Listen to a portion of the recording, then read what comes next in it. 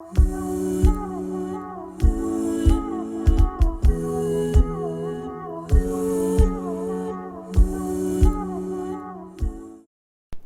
اللہ الرحمن الرحیم الحمد للہ علی سابغ نعمہ وبالغ مننہ الحمد للہ علی سابغ نعمہ وبالغ مننہ اکرمنا بخاتم الانبیاء واشہد ان لا الہ الا اللہ وحدہ لا شریک لہ واشہد ان سیدنا ونبینا محمدا عبد اللہ ورسولہ سید الاولین والآخرین سید الاولین والآخرین شرح اللہ تعالی صدرہ ورفع ذکرہ فاللہم صل وسلم وبارک علی سیدنا ونبینا محمد وعلی آلہ وصحبہ اجمعین وعلی من تبعہم بإحسان الی یوم الدین اعوذ باللہ السمیع العلیم من الشیطان الرجیم بسم اللہ الرحمن الرحیم ربنا وابعث فیہم رسولا منہم یتلو علیہم آیاتک ویعلمہم الکتاب والحکمت ویزکیہم انک انت العزیز الحکیم۔ اللہ رب العالمین نے ہمارے پیارے رسول نبی اکرم صلی اللہ علیہ وسلم کو خاتم النبیین بنا کر دنیا میں مبعوث فرمایا۔ اللہ کے رسول صلی اللہ علیہ وسلم آخری پیغمبر اور آخری رسول ہیں۔ آپ کے بعد کوئی نبی آنے والا نہیں۔ آپ کا لقب خاتم النبیین ہے۔ آپ صلی اللہ علیہ وسلم کی ولادت بسعادت کے متعلق ہم نے اپنے سابقہ درس میں ذکر کیا تھا۔ آپ کی ولادت کے متعلق ہم یہ بتا چکے کہ اس کی تاریخ میں اختلاف پایا جاتا ہے مؤرخین کے ہاں، سیرت نگاروں کے ہاں اختلاف پایا جاتا ہے کہ آپ کی تاریخ ولادت کون سی ہے۔ 9 ربیع الاول سیرت کی کتاب رحمت للعالمین جو کہ اردو میں ہے، اور اسی طرح الرحیق المختوم عربی میں، اور پھر اس کے بعد اردو میں بھی اس کا ترجمہ موجود ہے، اور دیگر مؤرخین نے 9 ربیع الاول کو آپ صلی اللہ علیہ وسلم کی ولادت کا دن قرار دیا۔ کچھ مؤرخین جن میں ابن اسحاق رحمۃ اللہ علیہ، جن کی وفات 151 ہجری میں ہے، وہ 12 ربیع الاول کی تاریخ کو آپ کی ولادت بسعادت شمار کرتے ہیں۔ بہرحال احادیث سے یہ بات پتہ چلتی ہے کہ آپ کی ولادت کا دن سوموار کا دن تھا۔ نبی اکرم صلی اللہ علیہ وسلم سے یہ پوچھا گیا کہ آپ یوم الاثنین یعنی سوموار کا پیر کا روزہ کیوں رکھتے ہیں؟ تو صحیح مسلم کے الفاظ ہیں کہ آقا علیہ الصلاۃ والسلام نے ارشاد فرمایا کہ یہ ایسا دن ہے یوم ولدت فیہ، کہ اس دن میں میری پیدائش ہوئی اور اسی دن مجھ پر وحی نازل ہوئی۔ تو اس سے یہ پتہ چلتا ہے کہ آپ کی ولادت بسعادت کا دن سوموار کا دن تھا، اور اس کے بعد جس سال میں آپ پیدا ہوئے وہ سال اس کو عام الفیل کہا جاتا ہے، ہاتھی والا سال۔ فیل عربی زبان میں ہاتھی کو، ایلیفنٹ کو کہتے ہیں۔ ہاتھی والا سال اور اصحاب الفیل والا سال، عام الفیل اس کو کہا جاتا ہے۔ اس سال یہ واقعہ پیش آیا تھا کہ یمن کا حکمران جس کا نام ابرہہ تھا، اس نے مکہ مکرمہ میں آ کر بیت اللہ کو گرانے کی ایک ناکام کوشش کی۔ اس نے یہ پلاننگ کی، یہ ارادہ کیا کہ میں بیت اللہ کو، کعبہ کو، اللہ کے گھر کو گرا دوں گا۔ اور اس کی وجہ یہ تھی کہ وہ نصرانی حکمران تھا اور وہ یہ چاہتا تھا کہ لوگوں کی توجہ بیت اللہ سے ہٹ جائے، کیونکہ لوگ اور خاص کر کے عرب، ان کے اندر کعبہ کی، بیت اللہ کی عزت اور توقیر پائی جاتی تھی۔ وہ اس گھر کی رسپیکٹ کیا کرتے تھے۔ وہاں پر حج کے لیے، عمرہ کے لیے لوگ آیا کرتے تھے، بیت اللہ کا طواف کیا جاتا تھا۔ اگرچہ اس وقت مشرکین تھے، قریش کے لوگ تھے، اور وہاں پر بت بھی رکھے ہوئے تھے، لیکن پھر بھی ابراہیم علیہ السلام نے اس گھر کو تعمیر کیا تھا، اور ابراہیم علیہ السلام کی نسل سے یہ لوگ چلے آ رہے تھے، ابراہیم اسماعیل علیہ السلام کی نسل سے، تو ان کے اندر بیت اللہ کی قدر، کعبہ کی حرمت اور اس کی عزت اور شرف، یہ سب پایا جاتا تھا۔ تو اس نصرانی حکمران نے یہ چاہا کہ لوگوں کی توجہ بیت اللہ سے ہٹ جائے اور لوگ یمن کا رخ کر لیں۔ اس کے لیے اس نے یمن میں ایک کلیسا تیار کیا، ایک چرچ تیار کیا کہ لوگ یہاں پر جمع ہوں، یہاں پر آ کر عبادت کریں۔ لیکن جب اس نے دیکھا کہ اس کا یہ چرچ اور یہ کلیسا ناکام رہا، لوگوں کی توجہ کو وہ اس طرف مبذول نہ کروا سکا، اور تاریخی روایات میں یہاں تک لکھا ہے کہ جب عرب کو اس بات کا علم ہوا تو عرب کے کسی شخص نے وہاں پر جا کر اس کے کلیسے میں گندگی بچا دی، جس کی وجہ سے اس کو غصہ آیا، اور اس نے یہ ارادہ کیا کہ اب میں بیت اللہ کو، کعبہ کو گرا دوں گا۔ 60,000 کا لشکر لے کر اس نے مکہ کا رخ کیا، اور اس ارادے سے کہ بیت اللہ کو میں گراؤں گا، اور جس میں ہاتھی بھی شامل تھے۔ اب عرب کے لوگ اس کا مقابلہ نہ کر سکے، کمزور تھے، اور وہ ایک بڑا لشکر لے کر آیا اور اپنے ساتھ ہاتھیوں کو بھی لے کر آیا۔ تو ان لوگوں نے اللہ رب العالمین سے دعا کی، التجا کی کہ رب العالمین یہ تیرا گھر ہے، تو ہی اس کی حفاظت کر، ہم تو قاصر آ چکے ہیں، ہم اس کا مقابلہ نہیں کر سکتے۔ تو جب وہ مکہ کے قریب پہنچا، وادی محصر میں، تو اللہ رب العالمین نے اس کے ہاتھیوں کو روک دیا۔ وہ ہاتھی آگے نہیں بڑھتے تھے، کعبہ کی طرف نہیں جاتے تھے۔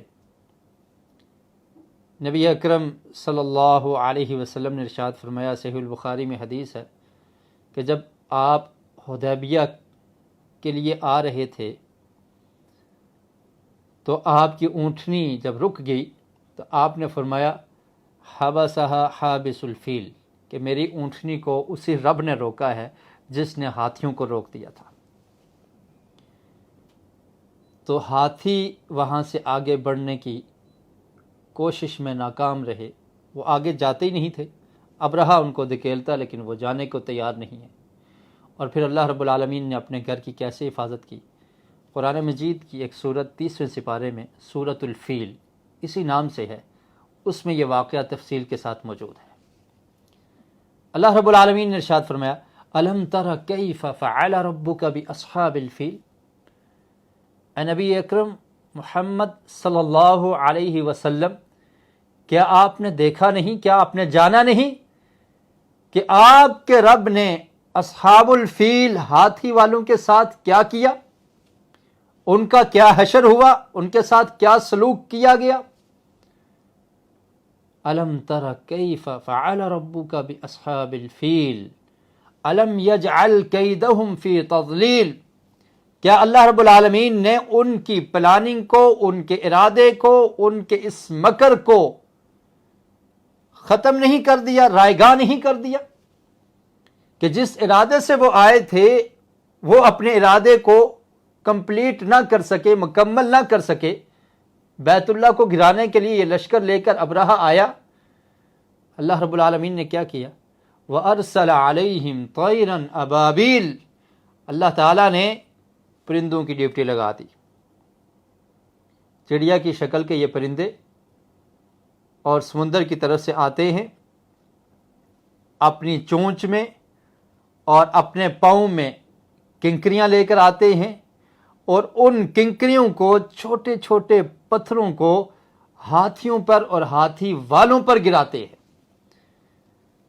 جس کو یہ چھوٹا سا کنکر لگتا تھا وہ ہلاک ہو جاتا تھا، اس کا وہ عضو اس کے جسم سے جدا ہو جاتا تھا، اور اس طرح سے وہ ہلاک ہو گئے۔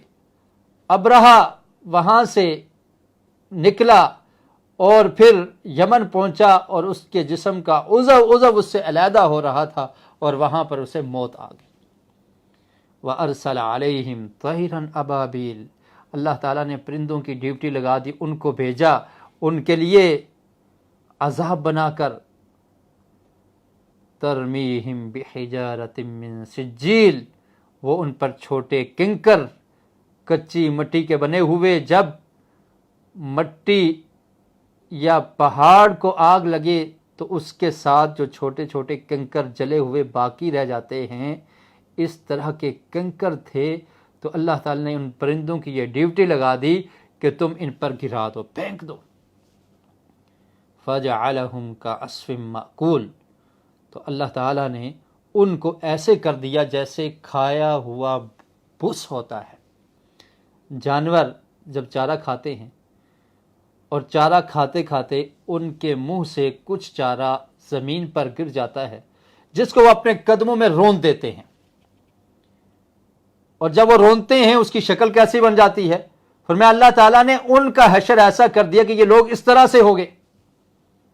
اور ایک مطلب اس کا بھی یہ بھی کیا گیا ہے، فَجَعَلَهُمْ كَعَصْفٍ مَأْكُولٍ، کہ ان کو ایسے کر دیا جیسے کھائی ہوئی چیز ہے۔ جانور جب چارہ کھا لیتا ہے، کھانے کے بعد وہ پخانہ کرتا ہے، لید، تو اس طرح ان کی حالت ہوگی۔ تو شائستہ الفاظ اللہ رب العالمین نے استعمال کیے، فَجَعَلَهُمْ كَعَصْفٍ مَأْكُولٍ، جیسے کھایا ہوا چارہ جیسے وہ بن جاتا ہے، ایسے یہ لوگ بن گئے۔ یہ وہ لوگ تھے جن میں تکبر تھا، جن میں کبر تھا، جنہوں نے اللہ سے بغاوت کا اعلان کیا تھا، جو اللہ رب العالمین کے گھر کو گرانے کے ارادے سے آئے تھے۔ اللہ رب العالمین نے ان کی پلاننگ کو ختم کر دیا، تباہ کر دیا، وہ خود بھی تباہ ہوئے، اور جو ان کے ساتھ لوگ تھے، ہاتھی تھے، ان کو بھی اللہ نے تباہ و برباد کر دیا۔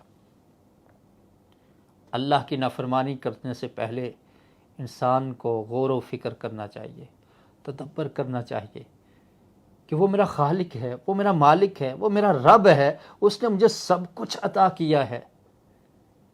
مجھے حیا نہیں آتی کہ میں اس رب کی نافرمانی کروں، اس کی حدود کو پھلانگوں، اس نے جو حدود مقرر کی ہیں ان سے میں آگے بڑھنے کی کوشش کروں۔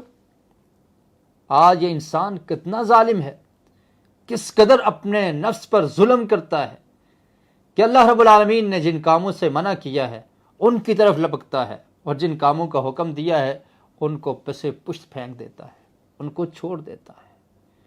تو ابرہہ اور اس لشکر اور قافلے کا اللہ رب العالمین نے یہ حال کیا، اور یہ واقعہ عرب میں مشہور تھا، اور نبی اکرم صلی اللہ علیہ وسلم کی ولادت سے قبل یہ واقعہ پیش آیا، اور اسی سال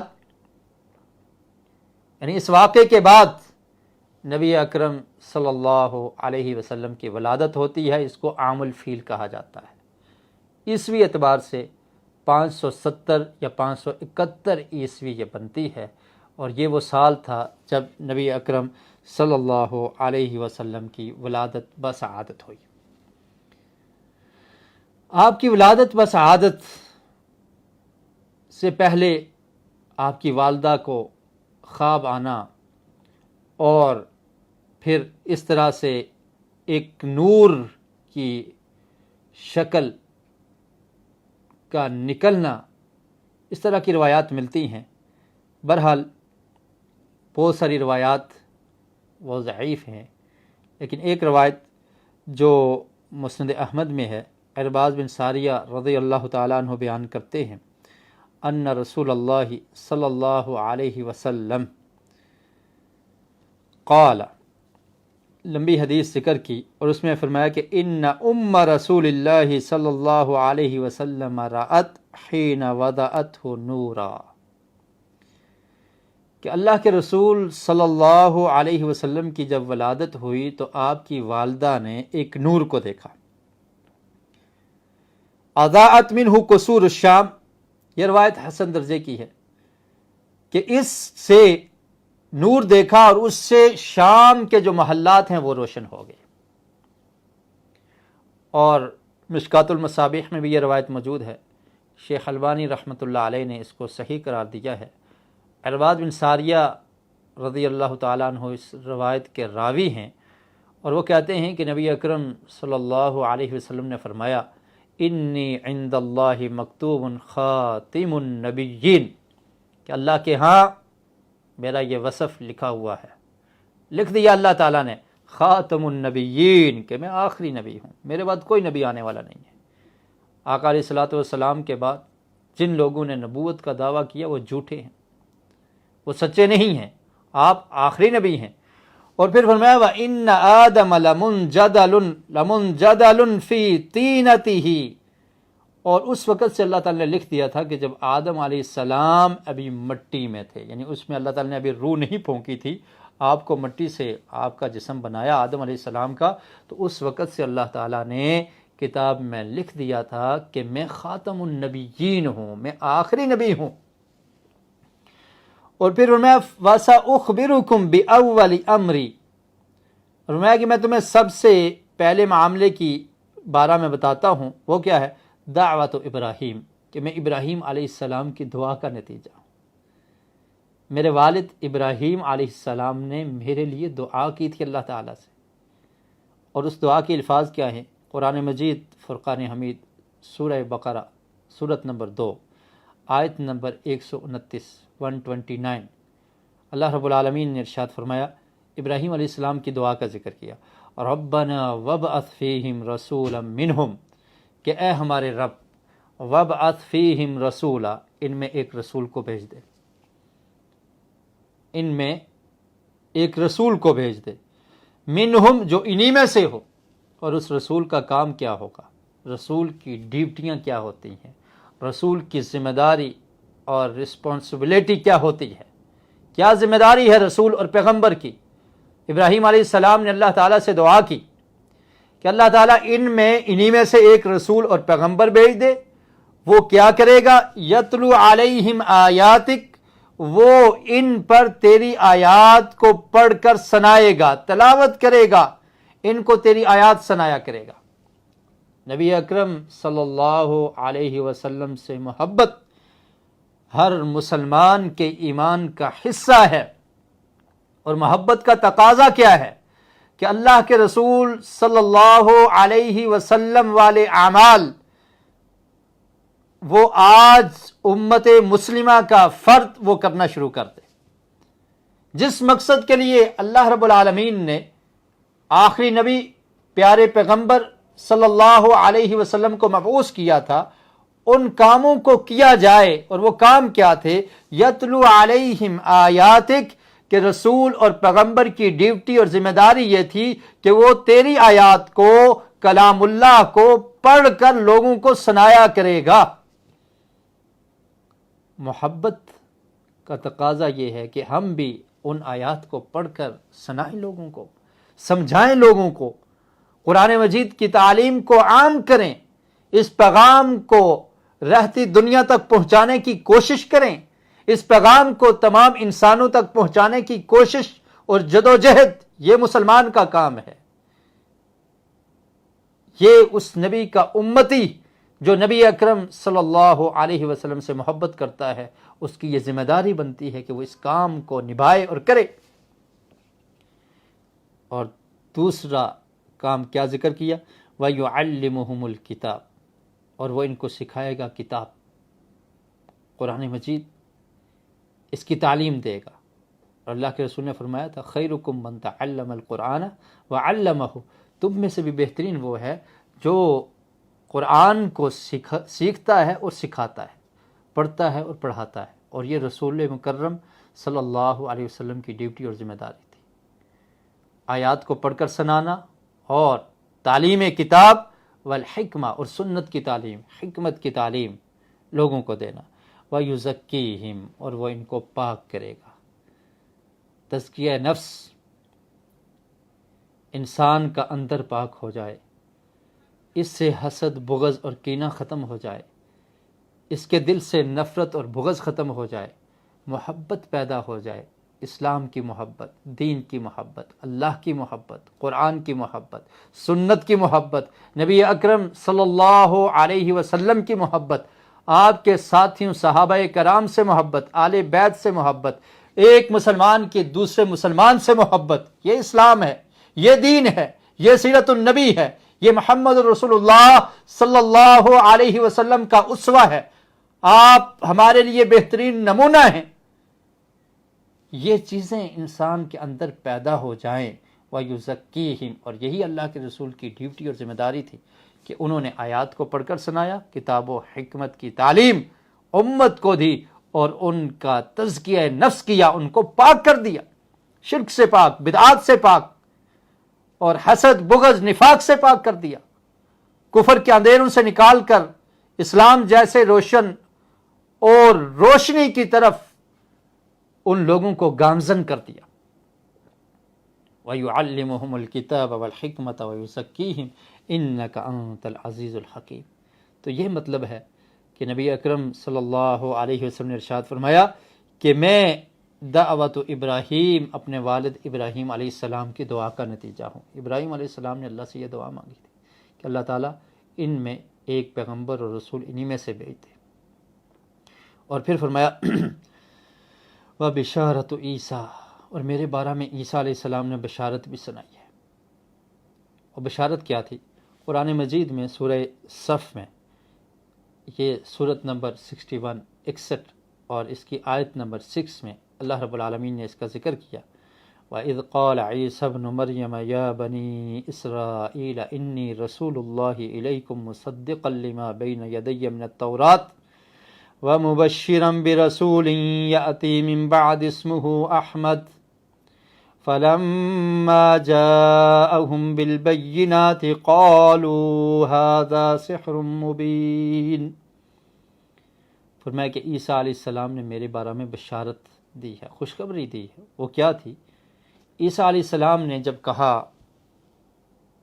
بنو اسرائیل سے انی رسول اللہ الیکم، میں تمہاری طرف رسول اور پیغمبر بنا کر بھیجا گیا ہوں، مصدقا لما بین یدی من التورات، موسیٰ علیہ السلام پر جو کتاب نازل ہوئی تورات اس کی میں تصدیق کرنے والا ہوں، ومبشرا برسول، اور میں ایک رسول کی خوشخبری دینے والا ہوں کہ میرے بعد ایک رسول اور پیغمبر آئے گا، اس کی بشارت اور خوشخبری میں تمہیں سنا رہا ہوں۔ یأتی من بعد اسمہ احمد، وہ میرے بعد آئے گا اور اس کا نام کیا ہوگا؟ احمد۔ تو نبی اکرم صلی اللہ علیہ وسلم کا نام کیا ہے؟ احمد، اور ایک نام اور، وہ کون سا ہے؟ محمد۔ یہ بھی آج ہم پڑھیں گے انشاءاللہ۔ تو فرمایا کہ عیسیٰ علیہ السلام کی بشارت ہوں میں، عیسیٰ علیہ السلام نے یہ بشارت سنائی تھی کہ میرے بعد ایک نبی آئیں گے، ان کا نام کیا ہوگا؟ احمد۔ فلما جاءہم بالبینات قالوا هذا سحر مبین، اور جب اللہ کے رسول واضح نشانیاں لے کر آ گئے تو پھر ان لوگوں نے کیا کہا کہ یہ تو کھلا جادو ہے، مانا نہیں، قبول نہیں کیا۔ اور پھر فرمایا وَرُؤْيَا أُمِّي الَّتِي رَأَتْ حِينَ وَضَعَتْنِي وَقَدْ خَرَجَ لَهَا نُورٌ أَضَاءَتْ لَهَا مِنْهُ قَصُورُ الشَّامِ، اور فرمایا کہ میری ماں نے خواب دیکھا تھا، اور پھر ساتھ یہ بھی بتایا کہ جب میری ولادت ہوئی تو ایک نور نکلا جس کی وجہ سے شام کے محلات روشن ہو گئے تھے۔ تو اللہ کے رسول صلی اللہ علیہ وسلم کی ولادت بسعادت، اور پھر جس سال ہوئی اس سال کا نام عام الفیل، اور دن سموار کا تھا، اور تاریخ 9 रबीउल अव्वल। विलादत व सआदत के बाद दूध पिलाने की बारी आती है। नबी अकरम सल्लल्लाहु अलैहि वसल्लम को जिन ख़वातीन ने दूध पिलाया वो कौन हैं? अरबी ज़बान में इसको कहा जाता है मुर्दिआत, दूध पिलाने वालियाँ। तो उनमें सबसे पहले आपकी वालदा आमिना, उन्होंने आपको दूध पिलाया। और उसके बाद अबू लहब जो आपका चचा था, इसका ज़िक्र भी कुरान मजीद में है। नबी अकरम सल्लल्लाहु अलैहि वसल्लम का चचा नाम क्या था? अबू लहब। कुरान मजीद में एक सूरत है, सूरत का नाम क्या है? सूरतुल मसद या सूरतुल लहब। तब्बत यदा अबी लहबिन व तब। ये बहुत खुश हुआ था कि मेरे भाई जो फोत हो चुके हैं उनके यहाँ बेटे की पैदाइश हुई जिसका नाम मोहम्मद है सल्लल्लाहु अलैहि व अला आलिहि व सहबिहि वसल्लम। और फिर इसने उस लोंडी को आज़ाद भी कर दिया। ये आका अलैहिस्सलातु वस्सलाम की बरक़ात हैं कि आपकी विलादत के बाद उस लोंडी को भी आज़ादी मिल जाती है। उसका नाम क्या था? सुवैबा। तो आपको दूध पिलाने वाली आपकी वालदा आमिना हैं, और फिर कौन है? लोंडी, अबू लहब की लोंडी, उसका नाम था सुवैबा। उनने आपको दूध पिलाया। और इससे पहले वो लोंडी आपके चचा हज़रत हमज़ा बिन अब्दुल मुत्तलिब को भी दूध पिला चुकी थी। हमज़ा रज़ी अल्लाह ताला अन्हो वो नबी अकरम सल्लल्लाहु अलैहि वसल्लम से तकरीबन 2 साल बड़े थे, तो उनको भी सुवैबा ने दूध पिलाया था। तो फिर हज़रत हमज़ा नबी अकरम सल्लल्लाहु अलैहि वसल्लम के रिश्ते में चचा भी हैं और आपके रज़ाई भाई भी हैं, यानी दूध वाले भाई। और इसी तरह इस लोंडी ने नबी अकरम सल्लल्लाहु अलैहि वसल्लम के बाद एक और सहाबी हैं, उनका नाम कौन बताएगा? उनको भी दूध पिलाया था। उनका नाम था अबू सलीमा रज़ी अल्लाह ताला अन्हु। उन्होंने भी सुवैबा से दूध पिया। तो गोया कि अबू सलीमा रज़ी अल्लाह ताला अन्हु भी आपके रज़ाई भाई हुए।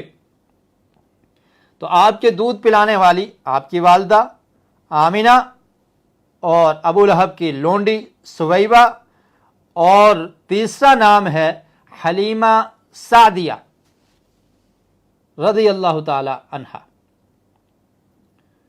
हलीमा, इनका ताल्लुक कबीला बनु साद से था।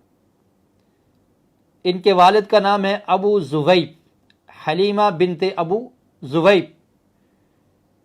और बनु साद कबीला, ये मक्का से थोड़ा सा दूर ये लोग वहाँ पर आबाद थे।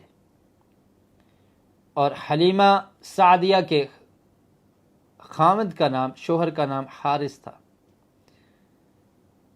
तो अरब में उस वक़्त ये रवाज था कि जब भी शहर में कोई बच्चा पैदा होता तो देहात से दूध पिलाने वाली औरतें आया करती थी, दाइयाँ आया करती थी, जो उन बच्चों को ले जाती थी अपने साथ दूध पिलाने के लिए। और उसका फ़ायदा क्या होता था कि ताकि शहर की वबा से, शहर में लोग जमा होते हैं, बीमारियां होती हैं, तो ये बच्चे उन वबाओं से बचे रहें। और दूसरा फ़ायदा ये था कि उस देहाती कल्चर में इनकी परवरिश हो, वो सेहत अफजा मकाम है, और अरबी ज़बान जो खालिस अरबी है तो उसको वो सीख सकें वहाँ पर रहकर, क्योंकि शहर में और इलाकों के भी लोग आते हैं और फिर ज़बान मिक्स हो जाती। तो ये एक रिवाज और कल्चर था। तो जब ये खबर मिलती कि शहर में किसी के यहाँ वलादत हुई है तो ये औरतें आ जाया करती थी। सीरत इब्न हिशाम में इब्न इसहाक रहमतुल्लाह अलैह ने इस वाक़े को तफसील के साथ ज़िक्र किया है। मैं खलासतन अर्ज़ कर देता हूँ कि जब नबी अकरम सल्लल्लाहु अलैहि वसल्लम की वलादत हुई तो बनु साद कबीले की ख़वातीन वो मक्का में आई बच्चों को लेने के लिए। अब ایک قافلے کی شکل میں وہاں سے وہ عورتیں آئی، ان میں حلیمہ سعدیہ بھی تھی۔ حلیمہ سعدیہ جس سواری پر سوار تھی وہ سواری بڑی لاغر تھی، کیونکہ اس وقت قحط سالی کا دور تھا، بارشیں نہیں ہوتی تھی، جانوروں کو چارہ نہیں ملتا تھا، تو ان کی سواری بڑی لاغر تھی۔ اس سواری پر اس قافلے کے ساتھ وہ آتی گئی، گدی پر سوار ہیں، اور ساتھ ایک اونٹنی بھی ہے، آپ کے شوہر بھی ساتھ ہیں، حارث ان کا نام ہے، اور ان کا اپنا بیٹا عبداللہ بھی ہے۔ مکہ میں آئے، راستے میں سواری آہستہ تھی تو قافلہ آگے نکل گیا، اور انہوں نے کہا کہ آپ کی سواری بہت آہستہ ہے، ہم چلتے ہیں۔ عورتیں آگے نکل آئی، یہ خیر تاخیر سے پہنچی۔ جب مکہ میں پہنچی تو جو بھی خواتین تھی دودھ پلانے والی عورتیں، انہوں نے بچے اڈاپٹ کر لیے، بچے لے لیے، اور محمد صلی اللہ علیہ وسلم کے پاس بھی ان سب کا گزر ہوا، لیکن انہوں نے یہ سن کر چھوڑ دیا کہ یہ یتیم ہیں، ان کے والد فوت ہو چکے ہیں۔ تو خواتین کو یہ ہوتا تھا کہ ہم دودھ پلائیں گی، ہمیں اس کی اجرت بھی ملے گی، اور جس کا والد زندہ ہے تو وہ ہمیں کچھ انعام و اکرام سے نوازے گا۔ محمد صلی اللہ علیہ وسلم، آپ کے والد فوت ہو چکے ہیں، یتیم ہیں، تو ہمیں کسی نے کیا کچھ دینا ہے، اس غرض سے انہوں نے ترک کر دیا، چھوڑ دیا، کوئی لینے والا نہیں ہے۔ حلیمہ سعدیہ جب پہنچی تو دیکھا کہ بچے تو عورتیں لے چکی ہیں، اور اب سوائے محمد صلی اللہ علیہ وسلم کے اور کوئی بچہ باقی نہیں ہے۔ انہوں نے اپنے خاوند سے مشورہ کیا کہ خالی جانے سے تو بہتر ہے کہ اسی بچے کو لے چلتے ہیں۔ خیر اس پر ان کا خاوند بھی راضی ہو گیا، اور انہوں نے محمد صلی اللہ علیہ وسلم کو لے لیا۔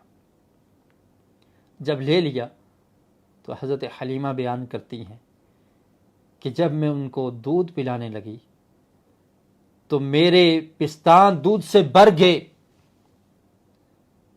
اور اس سے پہلے میرا بیٹا عبداللہ وہ رات کو سوتا نہیں تھا، کیونکہ اس کی غذا نہیں پوری ہوتی تھی، قحط سالی کا وقت تھا، کھانے کو کچھ نہیں ملتا تھا، اونٹنی کا دودھ بھی نہیں تھا، تو ماں جب دودھ نہیں پیے گی یا ماں جب خوراک نہیں کھائے گی تو دودھ کہاں سے ہوگا؟ لیکن محمد رسول اللہ صلی اللہ علیہ وسلم کی برکات، حلیمہ بیان کرتی ہیں کہ جب میں نے دودھ پلانے کا ارادہ کیا تو میرے پستانوں میں دودھ بھر گیا، محمد نے بھی پیا اور ان کے رضائی بھائی عبداللہ نے بھی پیا، اور بڑے آرام سے سو گئے۔ پھر صبح کو جب کوچ کیا تو وہی سواری جو بڑی لاغر تھی، بڑی آہستہ تھی، اور اس نے اسی پر واپس جانا تھا، تو واپسی کا جب ارادہ کیا تو میں نے محمد صلی اللہ علیہ وسلم کو ساتھ لیا اور سواری پر بیٹھ گئی، اور وہ سواری اتنی تیزی سے چلی کہ وہ باقی تمام عورتوں کی سواریوں سے آگے نکل گئی، اور وہ مجھے پکار کر کہتی ہیں، حلیمہ بنت ابی زویب، یہ کیا ماجرا ہے؟ کیا تو نے سواری بدلا لی ہے؟ یہ وہی سواری ہے جو چل نہیں سکتی تھی، اور اب یہ ہم سے بھی آگے نکل گئی ہے، ہمیں کراس کر گئی ہے، کیا یہ وہی سواری ہے؟ کہنے لگی سواری وہی ہے لیکن سوار بدل گیا ہے۔ اللہ اکبر۔ اور پھر وہ بیان کرتی ہیں کہ جب ہم اپنی بستی میں پہنچے اور ہماری بکریاں چرنے کے لیے جایا کرتی تھی، واپس آتی تو دودھ سے لبریز ہوتی، ان کے پستان دودھ سے بھر جاتے، اور پھر اونٹنی کا دودھ چونے کے لیے حارث گئے تو اس میں بھی بھرپور دودھ تھا، جس کو وہ کہتی ہیں ہم نے بھی نوش کیا اور میرے خاوند نے بھی نوش کیا، اور ہماری فیملی میں برکات نازل ہوگی۔ یہ تھی محمد صلی اللہ علیہ وسلم کی برکات۔ آقا علیہ الصلوۃ والسلام قبیلہ بنو سعد میں وہاں پر ہی رہے۔ حلیمہ بنت ابی ذؤیب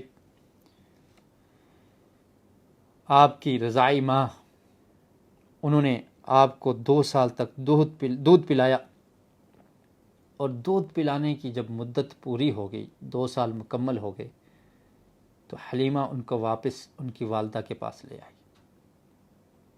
اب انہوں نے یہ برکات دیکھ لی تھی، اور وہ جانتے تھے کہ یہ برکات محمد صلی اللہ علیہ وسلم کی وجہ سے ہیں۔ 2 سال کے بعد نہ چاہتے ہوئے بھی والدہ کے پاس لائے، اور پھر یہ ریکویسٹ کی کہ آپ کچھ عرصے کے لیے دوبارہ محمد صلی اللہ علیہ وسلم کو ہمارے ساتھ بھیج دیں۔ مکہ شہر ہے، یہاں کی جو وبا ہے، بیماری ہے، اس سے بھی محمد صلی اللہ علیہ وسلم محفوظ ہو جائیں گے، اور انہوں نے برکات بھی دیکھی تھی، تو یہ چاہتے تھے کہ ہمیں واپس ان کو ہمارے ساتھ بھیج دیا جائے۔ اصرار کیا تو آپ کی والدہ نے مان لیا، اور محمد رسول اللہ صلی اللہ علیہ وسلم دوبارہ سے حلیمہ سعدیہ کے ساتھ قبیلہ بنو سعد میں آ جاتے ہیں۔ آپ کی بہترین پرورش ہوئی، اور اس دوران جو آپ کے رضاعی بھائی اور بہنیں ہیں، ان کے نام سیرت کی کتابوں میں اس طرح سے درج ہیں۔ ایک کا نام تھا عبداللہ، اور ان کے علاوہ جو آپ کی بہنیں تھیں انیسہ، حذافہ، یا ان کا نام جزامہ بھی کہا جاتا ہے، لیکن ان کا لقب تھا شیمہ، اور شیمہ کے لقب سے یہ زیادہ مشہور تھی۔ ہمارے محترم قاری عبدالحفیظ فیصل آبادی رحمۃ اللہ علیہ، وہ عموماً اپنے خطبات میں لوری سنایا کرتے تھے، شیمہ کی لوری، اور بڑی مشہور تھی ان کی یہ لوری۔ تو یہی وہ نبی اکرم صلی اللہ علیہ وسلم کی رضاعی بہن تھی، جو آپ کو گود میں بھی لے لیا کرتی تھی اور آپ کو جھولا بھی دیا کرتی تھی۔ ان کا نام جزامہ تھا، یا ان کا نام حذافہ تھا، لیکن شیمہ کے نام سے مشہور تھی۔ دین دی ہے لوری شیمہ جھولا جھلا کے، یا ربی ابقی لنا محمد فرما کے۔ تو یہ لوری وہ پڑھا کرتے تھے، اور لوگ بڑے شوق سے اس لوری کو سنا کرتے تھے رحمۃ اللہ علیہ۔ تو یہ ان کی بہن تھی، ان کا نام تھا شیمہ۔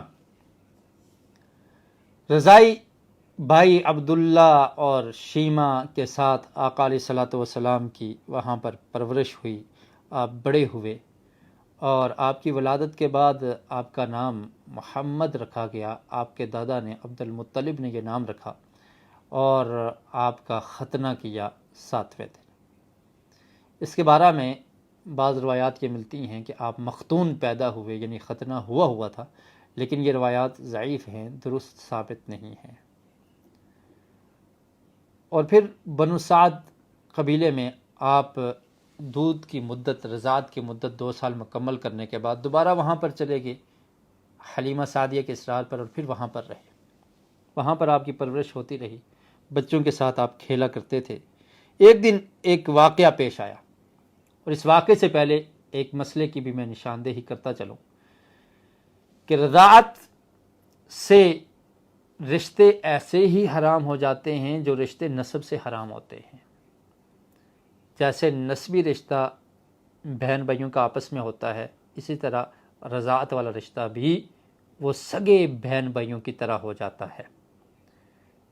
اگر کسی کی کوئی رضاعی بہن ہے تو وہ اس سے نکاح نہیں کر سکتا، رضاعی بھتیجی ہے تو اس سے وہ نکاح نہیں کر سکتا۔ صحیح البخاری میں ایک روایت ہے، حضرت عبداللہ بن عباس رضی اللہ تعالی عنہما بیان کرتے ہیں، قال النبی صلی اللہ علیہ وسلم فی بنت حمزہ لا تحل لی یحرم من الرضاع ما یحرم من النسب ہی بنت اخی من الرضاعہ۔ حدیث کا نمبر ہے 2645۔ حضرت حمزہ رضی اللہ تعالیٰ عنہ، جیسے ہم ذکر کر چکے کہ یہ نبی اکرم صلی اللہ علیہ وسلم کے چچا ہیں، تو چچا کی بیٹی سے شادی ہو سکتی ہے، کزن۔ لیکن ان کی جو بیٹی تھی ان سے نکاح کے متعلق آقا علیہ الصلوۃ والسلام سے دریافت کیا گیا تو پیارے رسول صلی اللہ علیہ وسلم نے ارشاد فرمایا لا یحل لی، یہ میرے لیے حلال نہیں ہے، میں اس سے نکاح نہیں کر سکتا۔ وجہ کیا بیان کی؟ فرمایا کہ من الرضاع ما یحرم من النسب، کہ جیسے نسب سے رشتے حرام ہوتے ہیں ایسے رضاعت کی وجہ سے بھی حرام ہو جاتے ہیں، اور ان کا والد حمزہ جو میرے چچا ہیں وہ میرے رضاعی بھائی بھی ہیں۔ سویبہ نے، ابو لہب کی جو لونڈی تھی، ان نے حضرت حمزہ کو بھی دودھ پلایا تھا، تو میں اس لیے ان کی بیٹی سے میرا نکاح نہیں ہو سکتا، وہ میری رضاعی بھتیجی ہیں۔ اور اسی طرح ابو سلمہ رضی اللہ تعالی عنہ، ان کی بیٹی کے متعلق بھی آپ سے پوچھا گیا تو آپ نے فرمایا کہ اس سے نکاح بھی میرا نہیں ہو سکتا، اور اس کی دو وجوہات بیان کی۔ ایک وجہ یہ تھی کہ ابو سلمہ رضی اللہ تعالی عنہ کی وفات کے بعد ام سلمہ سے نبی اکرم صلی اللہ علیہ وسلم کا نکاح ہو گیا تھا، اور وہ ام المومنین تھی، تو آپ نے فرمایا کہ ابو سلمہ کی بیٹی وہ ربیبہ ہیں، وہ میری وائف کی بیٹی ہیں اور لے پالک ہیں، لہٰذا اس سے میرا نکاح اس وجہ سے بھی نہیں ہو سکتا۔ اور دوسری وجہ یہ بیان کی کہ ابو سلمہ میرے رضاعی بھائی ہیں، تو ان کی بیٹی سے میرا نکاح نہیں ہو سکتا۔ تو رضاعت کی وجہ سے بھی رشتے ایسے ہی حرام ہو جاتے ہیں جیسے نسب کی وجہ سے حرام ہوتے ہیں۔ نبی اکرم صلی اللہ علیہ وسلم نے رضاعت کی مدت مکمل کرنے کے بعد وہاں پر قبیلہ بنو سعد میں آپ رہتے رہے۔ ایک دفعہ ایک معاملہ پیش آیا، اور یہ معاملہ اور یہ واقعہ عجیب تھا، اور ان لوگوں کے لیے اور جو بچے آپ کے ساتھ کھیلتے تھے ان کے لیے بھی بڑا عجیب واقعہ تھا۔ اور وہ واقعہ کیا تھا؟ اس کو کہا جاتا ہے شق صدر۔ ایک معجزہ پیش آیا، معجزۃ شق صدر، صدر کہتے ہیں سینے کو، سینے کو چاک کرنے کا معجزہ یہ پیش آ گیا۔ پیارے رسول صلی اللہ علیہ وسلم کی عمر 4 سال ہے یا 5 سال ہے، آپ قبیلہ بنو سعد میں موجود ہیں، بچوں کے ساتھ کھیل رہے ہیں، تو جبریل علیہ السلام آتے ہیں اور آپ کو لٹا کر آپ کے سینے کو چاک کر دیتے ہیں۔ صحیح مسلم میں یہ واقعہ موجود ہے، حدیث کا نمبر ہے 162، اور اس حدیث کے راوی ہیں انس بن مالک رضی اللہ تعالی عنہ، تو وہی الفاظ میں پڑھ دیتا ہوں۔ انس بن مالک رضی اللہ تعالی عنہ بیان کرتے ہیں ان رسول اللہ صلی اللہ علیہ وسلم اتاہ جبریل صلی اللہ علیہ وسلم، کہ رسول اللہ صلی اللہ علیہ وسلم کے پاس جبریل علیہ السلام آئے، وَهُوَ يَلْعَبُ مَعَ الْغِلْمَانِ، اور آپ بچوں کے ساتھ کھیل رہے تھے، فَأَخَذَهُ فَسَرَعَهُ فَشَقَّ عَنْ قَلْبِهِ، تو جبریل علیہ السلام نے آپ کو پکڑ لیا اور زمین پر لٹا دیا اور آپ کے سینے کو چاک کر دیا، فَشَقَّ عَنْ قَلْبِهِ۔ اور یہ واقعہ 2 دفعہ پیش آیا، ایک آپ کی عمر جب 4 یا 5 سال کی تھی، اور دوسری دفعہ یہی شق صدر کا واقعہ معراج سے پہلے پیش آیا، اس کا انشاءاللہ ہم اس مقام پر ذکر کریں گے۔ تو حضرت انس بیان کرتے ہیں کہ جبریل علیہ السلام آئے، آپ کو زمین پر لٹا دیا، فشق عن قلبہ، اور آپ کے دل کو چاک کر دیا، فاستخرج القلب فاستخرج منه علقة فقال هذا حظ الشیطان منک، آپ کے دل کو چاک کیا اور اس سے ایک گوشت کا ٹکڑا نکال دیا، اور نکالنے کے بعد فرمایا کہ یہ شیطان کا حصہ ہے آپ کے دل میں، جس کو نکال دیا، ثم غسلہ فی طست، اور پھر ایک برتن میں، ایک کھلے برتن میں آپ کے صدر کو، آپ کے دل مبارک کو دھو دیا زمزم کے پانی کے ساتھ، صاف کر دیا، بماء زمزم ثم لعمہ ثم اعادہ فی مکانہ، اور پھر آپ کی وہ جو زخم تھی، جو چاک کرنے کے نشانات تھے، ان کو دوبارہ جوڑ دیا، یعنی آپریشن ہوا اور اس کے بعد دوبارہ سے وہ ٹانکے لگ گئے اور اس کو پیوست کر لیا۔ شق صدر کا جب یہ واقعہ پیش آیا، نبی اکرم صلی اللہ علیہ وسلم بچوں کے ساتھ کھیل رہے تھے، وَجَاءَ الْغِلْمَانُ يَسْعَوْنَ إِلَىٰ أُمِّهِ یعنی ذِعْرَهُ، تو بچے دوڑتے دوڑتے آئے، انہیں دیکھا کہ یہ کیا معاملہ پیش آ گیا ہے، اور آ کر حلیمہ سعدیہ کو بتایا کہ ایسا واقعہ محمد صلی اللہ علیہ وسلم کے ساتھ پیش آ گیا، ان محمدن قد قتل، محمد صلی اللہ علیہ وسلم کو قتل کر دیا گیا ہے، فاستقبلوہ وہو منتقع اللون، اور وہ ان کی طرف متوجہ ہوئے اور آپ صلی اللہ علیہ وسلم کا رنگ بدل چکا تھا، بدلا ہوا تھا۔ قال انس وقد كنت ارى اثر ذلك المخيط فی صدری، حضرت انس جو خادم رسول ہیں، اللہ کے رسول صلی اللہ علیہ وسلم کی خدمت کیا کرتے تھے، وہ فرماتے ہیں کہ یہ سلائی کے نشان میں آپ کے سینہ مبارک پر دیکھتا تھا۔ تو یہ شق صدر کا واقعہ پیش آیا، جبریل علیہ السلام نے آ کر آپ کے سینے کو چاک کیا اور وہاں سے وہ جو شیطان کا حصہ تھا اس کو نکال دیا، زمزم کے پانی سے آپ کے دل کو دھو کر دوبارہ وہاں پر پیوست کر دیا۔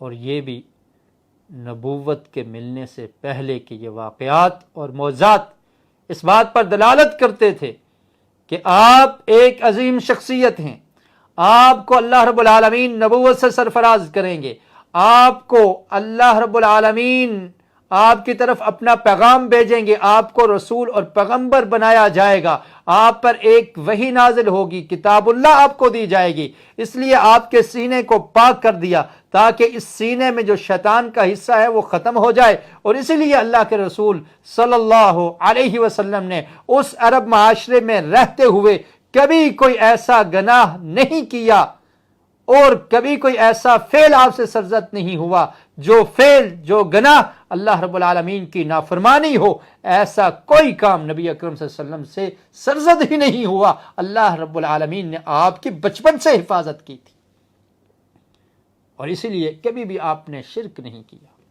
اللہ کے ساتھ کسی کو شریک نہیں ٹھہرایا۔ حالانکہ اس وقت لوگ بتوں کی عبادت کیا کرتے تھے، اللہ کے ساتھ مورتیوں کو اور دیگر لوگوں کو شریک کیا جاتا تھا، لیکن نبی اکرم صلی اللہ علیہ وسلم کے سینے کو اللہ رب العالمین نے پاک کر دیا تھا۔ جب یہ واقعہ پیش آیا تو اب حلیمہ سعدیہ گھبرا جاتی ہے اور انہوں نے یہ ارادہ کیا کہ محمد صلی اللہ علیہ وسلم کو واپس ان کی والدہ کی طرف لوٹا دیا جائے، پھر کوئی ایسا معاملہ پیش نہ آ جائے۔ انہوں نے واپس نبی اکرم صلی اللہ علیہ وسلم کو اپنی والدہ آمنہ کے پاس بھیج دیا۔ اب آقا علیہ الصلوۃ والسلام ماں کی آغوش محبت میں ہیں، اور پھر 6 سال کی عمر تک آپ کو والدہ کا ساتھ ملا، والدہ کی آغوش محبت میں رہے۔ جب آقا علیہ الصلوۃ والسلام واپس مکہ میں آ گئے تو اس سے پہلے ہم بیان کر چکے ہیں کہ آپ کے والد عبداللہ آپ کی ولادت سے قبل ہی فوت ہو چکے تھے، اور وہ یثرب میں فوت ہوئے تھے، جس کا نام اب مدینہ منورہ ہے، وہاں پر فوت ہوئے تھے۔ تو آمنہ نے یہ ارادہ کیا، حضرت آمنہ نے یہ ارادہ کیا کہ نبی اکرم صلی اللہ علیہ وسلم کے ماموں وہاں پر موجود ہیں، ان کی طرف جایا جائے اور اپنے شوہر عبداللہ کی قبر کو بھی دیکھا جائے۔ تو 500 کلومیٹر کا سفر طے کر کے آپ صلی اللہ علیہ وسلم کی والدہ مکہ سے مدینہ پہنچ جاتی ہیں، یثرب پہنچ جاتی ہیں۔ آپ کے ساتھ آپ کی خادمہ ام ایمن اور آپ کے سرپرست پیارے رسول صلی اللہ علیہ وسلم کے دادا عبد المطلب بھی موجود ہیں۔ مدینہ میں یا یثرب میں 1 مہینے تک قیام کیا، اور اب واپسی کا ارادہ ہے تو آپ کی والدہ بیمار ہو جاتی ہے، آمنہ بیمار ہو جاتی ہے۔ اللہ اکبر کبیرہ، بچپن میں ہی چھوٹی عمر میں ہی وہ والدہ کی بیماری، اور والدہ بیمار ہوگی، اور بیماری کے ساتھ ساتھ جب واپسی کا ارادہ کیا بیماری مزید بڑھتی چلی گئی، اور راستے میں ہی ابواہ جگہ پر، ابواہ مقام پر آپ کی والدہ وفات پا جاتی ہیں۔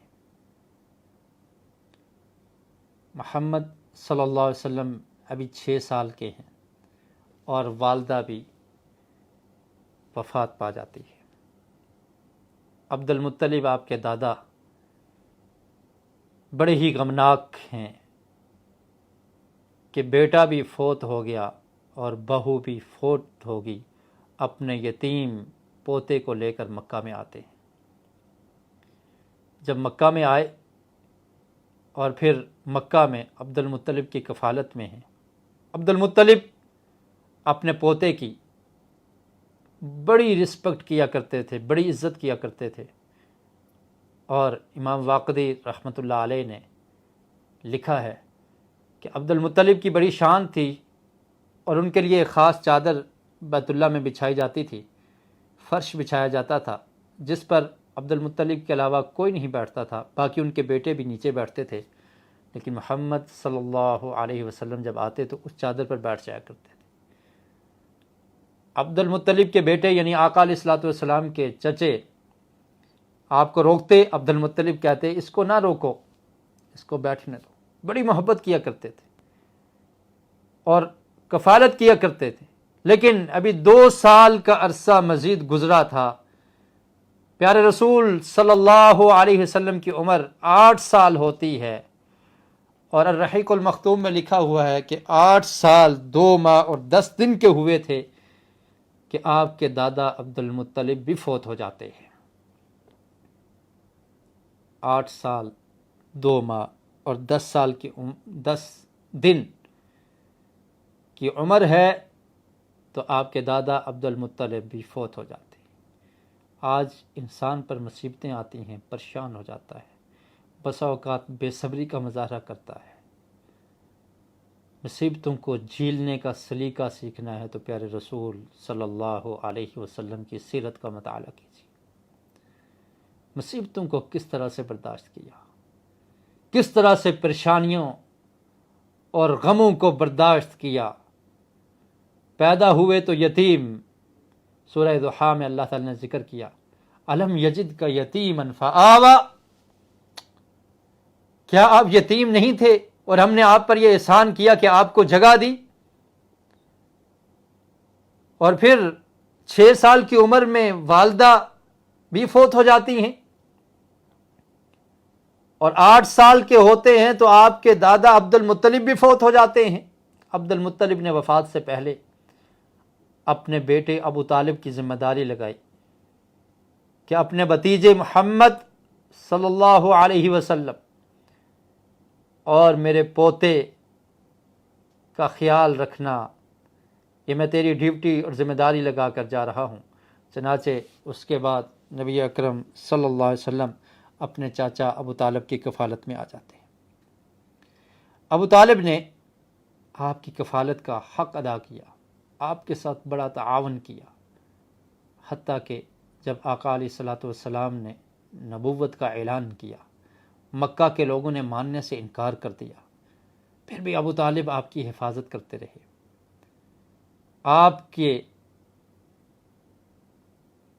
آپ نے اس ذمہ داری کو اچھے طریقے سے نبھایا، اور عرب کے لوگ ابو طالب کی وجہ سے نبی اکرم صلی اللہ علیہ وسلم کو نقصان بھی نہیں پہنچا سکتے تھے۔ لیکن ابو طالب کی فیملی بڑی تھی اور بچوں کی پرورش اور پھر اس میں اخراجات کی کمی بسا اوقات ہو جاتی تھی، تو نبی اکرم صلی اللہ علیہ وسلم کی عمر اب 10 سال تک ہو چکی تھی، تو آپ بکریاں بھی چرایا کرتے تھے۔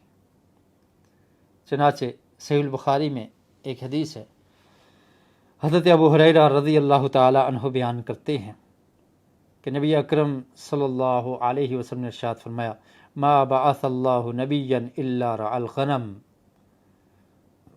فرمایا کہ اللہ تعالیٰ نے جتنے بھی نبیوں کو بھیجا ہے انہوں نے بکریوں کو چراہا ہے، بکریاں چرایا کرتے تھے، کام کیا کرتے تھے۔ آج مسند اور منبر کے وارث کام کرنے کو عیب سمجھتے ہیں، لوگ کمائیں گے اور ہم کھائیں گے، یہ والا کنسپٹ پایا جاتا ہے۔ اور پھر اگر کوئی عالم، کوئی دیندار، کوئی دین کا داعی، مبلغ کام کے بارے میں سوچ لے تو اس پر بسا اوقات طعن و تشنیع کے تیر برسائے جاتے ہیں، لوگوں کی زبانیں کھل پڑتی ہیں۔ کام کرنا کیوں نہیں ہو سکتا؟ تجارت نہیں ہو سکتی؟ کیا آقا علیہ الصلوۃ والسلام نے تجارت نہیں کی؟ آگے آنے والے دروس میں ہم اس کا ذکر کریں گے۔ کیا پیارے رسول صلی اللہ علیہ وسلم نے بکریوں کو نہیں چراہا؟ آپ بکریوں کو چرایا کرتے تھے، بکریوں کی نگہداشت کیا کرتے تھے۔ یہ کام تھے جو پیارے رسول صلی اللہ علیہ وسلم نے کر کے دکھائے۔ لیکن کچھ لوگ یہی چاہتے ہیں کہ یہ دین کے داعی، یہ دین کے مبلغ، دین کو پھیلانے والے، یہ لوگوں کے سامنے اپنے دست کو پھیلاتے رہیں، ہاتھ پھیلاتے رہیں، ہمارے ماتحت رہیں، ہم سے مانگتے رہیں اور ہمارا احسان ان پر رہے۔ یہ کبھی ایسا نہ ہو کہ یہ دینے والے بن جائیں، بلکہ یہ ہمیشہ لینے والے رہیں، اور پھر اس طرح سے بہت ساری مجبوریاں، پریشانیاں، اور پھر دین کی تبلیغ کا حق ادا نہ ہو سکنا، کیونکہ یہ ہمارے احسان مند رہیں گے۔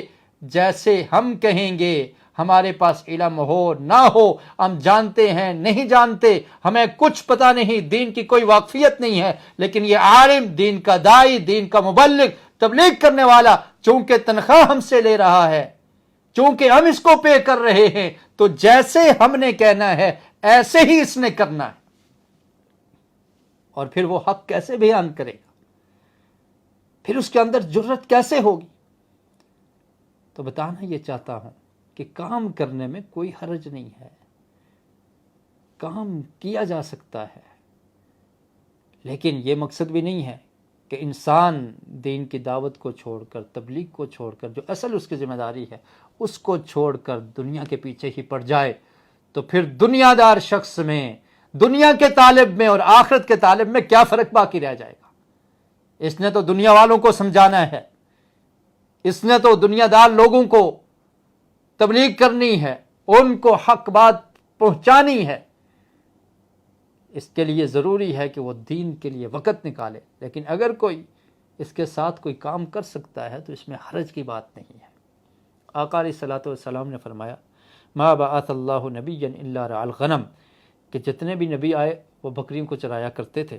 فقال اصحابہ وانت، صحابہ کرام نے دریافت کیا، اللہ کے رسول آپ؟ فقال نعم كنت ارعاها على قراریط لاہل مکہ، فرمایا میں بھی بکریوں کو چرایا کرتا تھا اور اجرت پر چرایا کرتا تھا، اہل مکہ کی بکریاں چرایا کرتا تھا قراریط کی رات کے بدلے میں، یہ درم و دینار کا کچھ حصہ ہوا کرتا تھا، تو یہ لے کر میں اہل مکہ کی بکریاں چرایا کرتا تھا۔ تو سیرت نگاروں نے اس بات کو بھی لکھا ہے کہ ابو طالب کی کفالت میں جب نبی اکرم صلی اللہ علیہ وسلم تھے تو چونکہ اس وقت اخراجات کو پورا کرنے کے لیے اور ابو طالب کی مدد کے لیے نبی اکرم صلی اللہ علیہ وسلم بکریوں کو چرایا کرتے تھے۔ اور اس میں ایک حکمت یہ بھی تھی کہ اللہ رب العالمین نے نبی اکرم صلی اللہ علیہ وسلم کی یہ ڈیوٹی لگائی تھی اور آپ کی یہ ذمہ داری تھی کہ آپ کے سر پہ نبوت کا تاج پہنایا جائے گا اور آپ کو قوم کا رہبر اور رہنما بنایا جائے گا۔ تو بکریوں کو چرانا، اس میں یہ ایک تربیت تھی کہ جس طرح بکریاں ریوڑ سے بکھر جاتی ہیں، کوئی ادھر کو جاتی ہے، کوئی ادھر کو جاتی ہے، کوئی کسی کی فصل میں چلی جاتی ہے، اور ان کی طبیعتیں مختلف ہوتی ہیں، ان کو کنٹرول کرنا، نرمی سے، محبت سے ان کو جمع کرنا، ان کی حفاظت کرنا ایک راعی کی، ایک چرواہے کی ذمہ داری ہوتی ہے۔ تو میں اسی طرح اس نبی نے، محمد رسول اللہ صلی اللہ علیہ وسلم نے ان لوگوں کی رہنمائی کرنی ہے، ان کو آگ سے بچانا ہے جو سیدھے راستے کو چھوڑ کر کوئی دائیں جائے گا، کوئی بائیں جائے گا، کوئی کسی ڈگر پر چلے گا، کسی کی طبیعت کیسی ہے، کوئی غصے والا ہے، کوئی محبت والا ہے، کوئی جوشیلا ہے، کوئی نرم گو ہے، ان تمام اقسام کو لے کر چلنا، ان تک حق بات پہنچانا، کوئی انکار کرنے والا ہے، کوئی قبول کرنے والا ہے، ان سب تک حق بات کو پہنچانا، اللہ کا پیغام پہنچانا،